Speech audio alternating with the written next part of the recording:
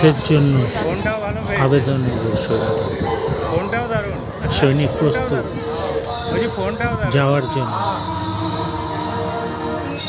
তার পরিবারকে বিদায় জানিয়ে সৈনিক চলল দেশের হয়ে শত্রুদের সঙ্গে মোকাবিলা করতে।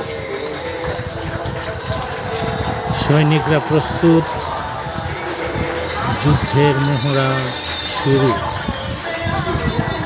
বর্ডারে তখন সৈন্যদের সাথে শত্রুদের মোকাবিলার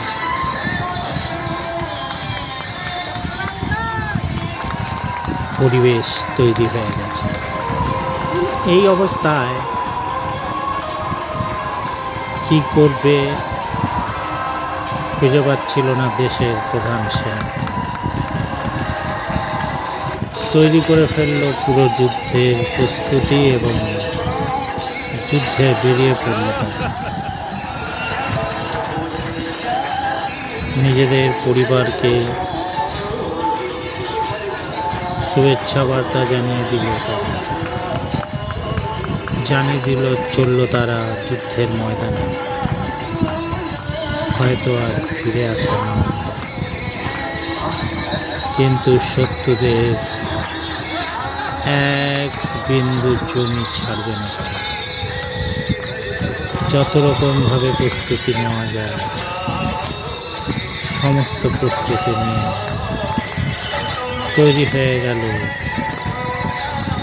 যুদ্ধের দিন। চলে গেল যুদ্ধের ময়দানে, জানে না তারা বাড়ি ফিরবে কিনা, এবং শত্রুদেরকে পরাস্ত করার জন্য নিজের জীবনকে বলিদান করতে প্রস্তুত হয়ে গেল এই সৈনিক, যারা দিন রাত্রি এক করে আমাদেরকে প্রহরা দিয়ে চলেছে দেশের সীমান্তবর্তী অঞ্চলগুলো। আজ আমরা